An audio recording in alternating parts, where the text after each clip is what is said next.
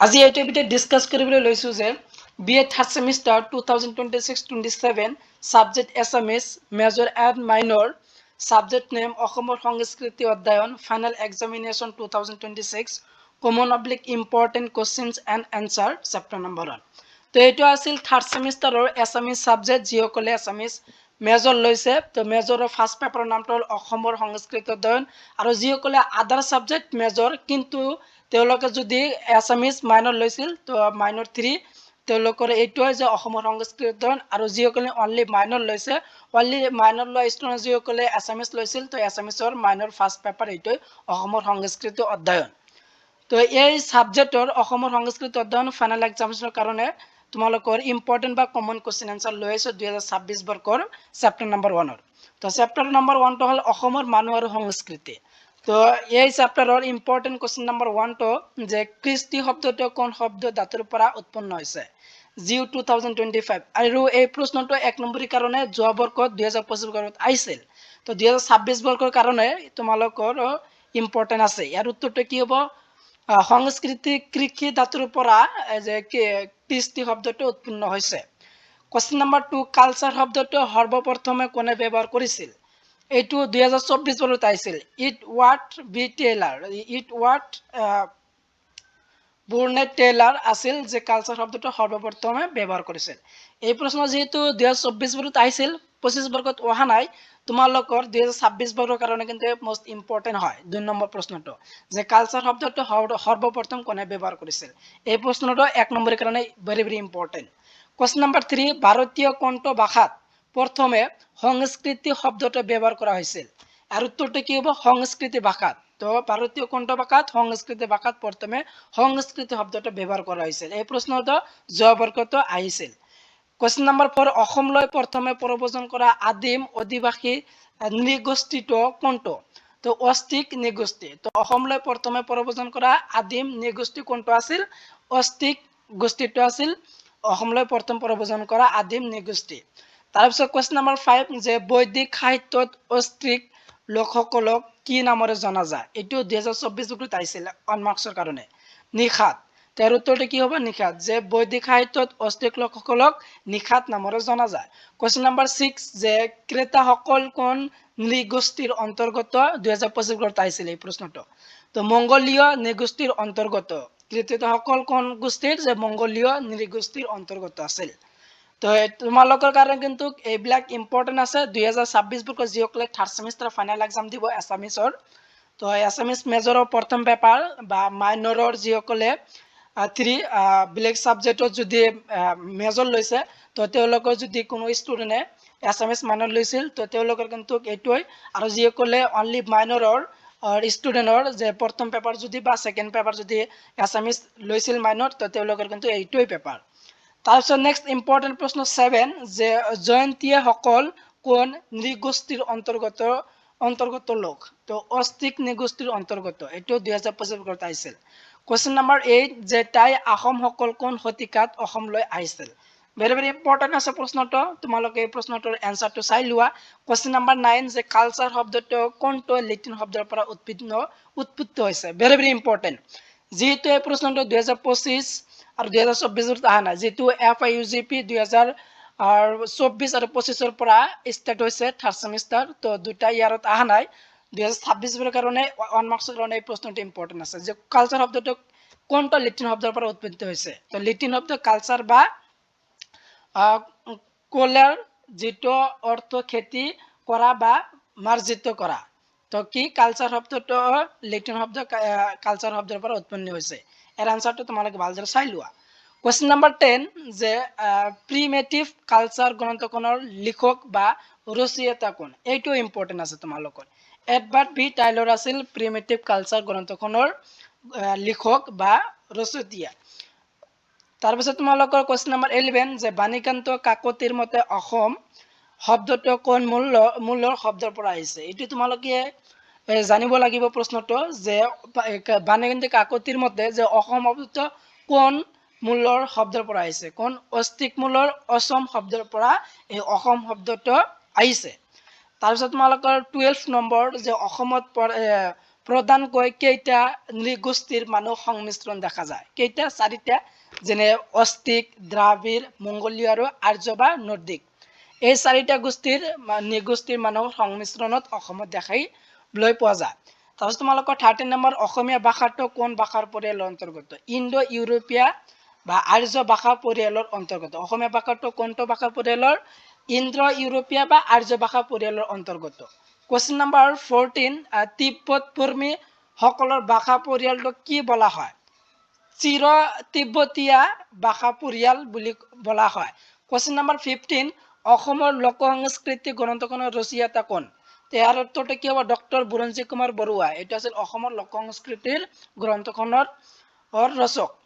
তো এইবিলাক আছিল তোমালোকৰ 1 পৰা যি 15 লৈকে প্ৰশ্ন দিয়া আছিল। তো 1 মাৰ্কছৰ কাৰণে এইকেইটা আছিল ইম্পৰ্টেণ্ট। এতিয়া 2 নম্বৰীয়া চমু প্ৰশ্নটো 2 মাৰ্কছৰ কাৰণে ইম্পৰ্টেণ্ট খিনি চোৱা। 16 নম্বৰ প্ৰশ্ন, সংস্কৃতিৰ দুটা প্ৰধান বৈশিষ্ট্য লিখে। এটা হ'ল যে সংস্কৃতি জন্মগত নহয়, ই সমাজত আৰ্জিত আৰু সংক্ৰামিত। আৰু 2 নম্বৰ অপচনটো হ'ব যে সংস্কৃতি পৰিৱৰ্তনশীল আৰু ধাৰাবাহিক। এই দুটা আছিল সংস্কৃতিৰ দুটা বৈশিষ্ট্য। ভেৰি ভেৰি ইম্পৰ্টেণ্ট হয় প্ৰশ্নটো। তোমালোকৰ 2026 বৰ্ষৰ ষ্টুডেণ্টৰ কাৰণে কিন্তু ভেৰি ভেৰি ইম্পৰ্টেণ্ট 2 মাৰ্কছৰ কাৰণে। কোৱেশ্চন নম্বৰ 17, অষ্টিকসকলৰ পৰা অসমলৈ সংস্কৃতিয়ে লাভ কৰা দুটা উপাদান লিখা। এৰ উত্তৰটা তোমালোকে চাই লোৱা, উত্তৰটো স্ক্ৰীনশ্বট মাৰিবও পাৰা, তোমালোকে মাৰি ল'বা। কোৱেশ্চন নম্বৰ 18, যে মাৰ্গীয় সংস্কৃতি আৰু লোক সংস্কৃতিৰ মাজত দুটা পাৰ্থক্য লিখে। এৰ উত্তৰটো কি হ'ব? মাৰ্গীয় সংস্কৃতি নিৰ্দিষ্ট শাস্ত্ৰীয় নিয়ম নীতি, ব্যাকৰণ আৰু লিখিত পৰম্পৰাগত আবদ্ধ। আৰু 2 নম্বৰ, লোক সংস্কৃতি অশিক্ষিত বা অৰ্ধ শিক্ষিত লোক সমাজৰ মুখৰ কথা, অলিখিত আৰু স্বতং সুপ্ৰীত। এইটো আছিল কি মাৰ্গীয় সংস্কৃতি আৰু লোক সংস্কৃতিৰ মাজৰ দুটা পাৰ্থক্য। কোৱেশ্চন নম্বৰ 19, অসমীয়া ভাষাত ব্যৱহৃত দুটা অনা আৰ্য নন আৰিয়ান শব্দৰ উদাহৰণ দিয়া। তো লাও অষ্টিক মূলীয় শব্দ আৰু দৈ বা দাই তিব্বত বৰ্মী মূলীয় শব্দ। এই দুটা আছিল অসমীয়া ভাষাত ব্যৱহৃত দুটা অনা আৰ্যৰ শব্দৰ দুটা উদাহৰণ। তাৰপিছত তোমালোকৰ কোৱেশ্চন যে অসমৰ ইণ্ডো মংগোলীয় প্ৰজাতিক বাৰ্ষিকভাৱে কি বলা হয় আৰু ইয়াৰ প্ৰধান ভাগ কেইটা? দুটা কি কি? এৰ উত্তৰটা কি হবে? বাৰ্ষিক নাম আছিল তিব্বত বৰ্মী আৰু ভাগ দুটা হল উত্তৰ অসম শাখা আৰু তিব্বত বৰ্মী শাখা। এই প্ৰশ্নটো 2 মাৰ্কছৰ কাৰণে 2024 বৰ্ষত ইতিমধ্যে আহি গৈছিল। তো তোমালোকৰ কাৰণে কিন্তু ইম্পৰ্টেণ্ট আছে। কোৱেশ্চন নম্বৰ 20, অসমলৈ প্ৰব্ৰজন কৰা তিব্বত বৰ্মী নৃগোষ্ঠীৰ দুটা প্ৰধান শাখা কি কি আছিল? তো উত্তৰ অসম শাখা যেনে মিচিং আদি, নিচি আদি এইবিলাক পৰিছিল। আৰু তিব্বত বৰ্মী শাখা যেনে বড়ো, ৰাভা, তিৱা, কাৰ্বি আদি এইবিলাক পৰে। কোৱেশ্চন নম্বৰ 21, দ্ৰাবিড়সকল অসমলৈ কোন দেশৰ পৰা আহিছিল আৰু তেওঁলোকৰ এটা ধৰ্মীয় অৱদান কি? কোন দেশৰ? দেশ ভাৰত দক্ষিণ পশ্চিম দেশৰ পৰা আহিছিল আৰু তেওঁলোকৰ এটা ধৰ্মীয় আছিল যে কামাখ্যা দেৱী পূজা আৰু আদি বেটী বা মাতৃ পূজা বা তন্ত্ৰ সাধনা। কোৱেশ্চন নম্বৰ 22, যে পৰিমিটিভ কালচাৰ গ্ৰন্থৰ মতে সংস্কৃতি সংজ্ঞা দিয়া। ইয়াৰ এনসাৰটো তোমালোকে চাই ল'বা। 23, অভিজাত সংস্কৃতি বুজাবলৈ ব্যৱহৃত দুটা সমাৰ্থক শব্দ লিখা। তো মাৰ্গীয় সংস্কৃতি আৰু শ্ৰেষ্ঠ সংস্কৃতি বা উচ্চ সংস্কৃতি। 24, অসমীয়া সমাজত আৰ্যসকল দুটা প্ৰধান অৱদান উল্লেখ কৰা। Very very important. অসমীয়া ভাষা উচ্চ সংস্কৃতি আৰু প্ৰাকৃত আৰু বৈদিক আৰু ব্ৰাহ্মণ্য ধৰ্ম সংস্কৃতি তথা সত্ৰীয়া পৰম্পৰাগত পৰিৱৰ্তন।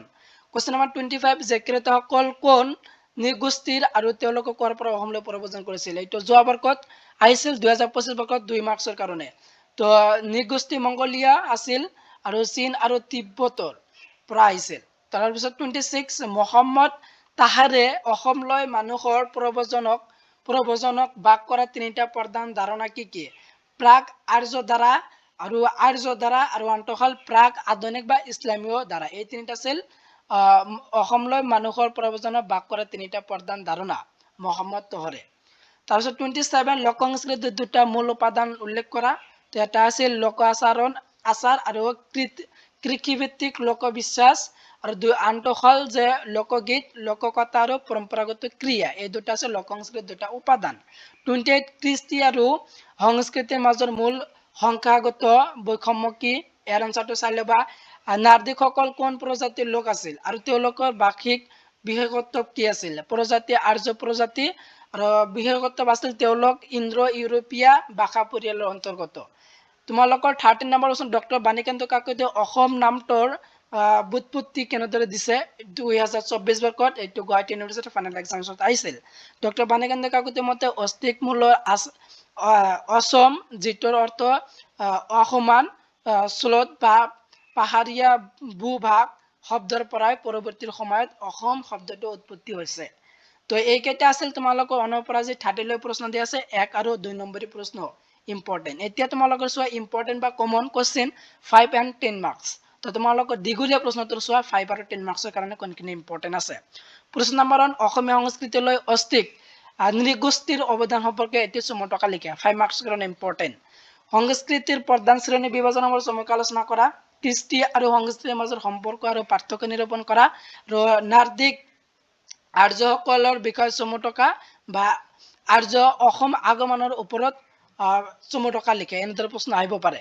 কোশ্চেন নম্বৰ 5 যে অসমীয়া সংস্কৃতি হৈছে বিভিন্ন নৃগোষ্ঠীৰ সংমিশ্ৰণ অসমলৈ প্ৰব্ৰজন কৰা মূল নৃগোষ্ঠীসমূহৰ পৰিচয় দি অসমীয়া সংস্কৃতিলৈ তেওঁলোকৰ অৱদান আলোচনা কৰা 6 নম্বৰ প্ৰশ্ন সংস্কৃতি এক গ্ৰহণযোগ্য সংজ্ঞা দিয়া অসমীয়া সংস্কৃতিৰ মূল বৈশিষ্ট্যৰ বিস্তাৰিতভাৱে আলোচনা কৰা আৰু শেষৰটো হ'ল আজিৰ ভিডিঅ'ৰ শেষৰ প্ৰশ্ন সংস্কৃতিৰ সংজ্ঞা দাঙি ধৰি অসমীয়া সংস্কৃতিৰ সমন্বয় আৰু বৈশিষ্ট্য সম্পৰ্কে লিখা তো তোমালোকৰ এইবিলাক আছিল দীঘলীয়া প্ৰশ্নটোৰ যি 7খন প্ৰশ্ন দিয়া আছিল এইবিলাক প্ৰশ্ন তোমালোকৰ 5 আৰু 10 মাৰ্কসৰ কাৰণে ইম্পৰ্টেন্ট এইটোই আছিল তোমালোকৰ যোনসকল ষ্টুডেন্ট গুৱাহাটী ইউনিভাৰ্চিটি আন্ডাৰত BA third semester Assamese subject major বা মাইনৰ লৈ পঢ়ি আছে তো তেওঁলোকৰ সাবজেক্টৰ নাম হ'ল অসমৰ সংস্কৃতি এই সাবজেক্টৰ যিসকলৰ মেজৰ তো তেওঁলোকৰ মেজৰৰ ফাৰ্ষ্ট পেপাৰ আৰু যিসকলে মাইনৰ বেলেগ সাবজেক্টত মেজৰ কিন্তু তেওঁলোকৰ মাইনৰ যদি এছামিজ আছে সেই এছামিজ সাবজেক্টৰ এইটো হ'ব অসমৰ সংস্কৃতি অধ্যয়ন আৰু যিসকলে অনলি গ্ৰেজুৱেশ্যনত থাৰ্ড সেমিষ্টাৰ মাইনৰ লৈ পঢ়ি আছে তো মাইনৰ যদি তেওঁলোকে এছামিজ লৈ থাকে তো সেই এছামিজৰ প্ৰথম মাইনৰ পেপাৰ এইটো তো তোমালোকৰ এই সাবজেক্টৰ প্ৰথম চেপ্টাৰৰ ইম্পৰ্টেন্ট কোশ্চেন আনসাৰ ডিসকাস কৰিলো শৰ্ট আৰু লং কোশ্চেন আনসাৰ নেক্সট ভিডিও তোমালোকৰ কোন কোন বিষয় লাগে তো সেইখিনি তোমালোকে কমেন্ট কৰি জনোৱা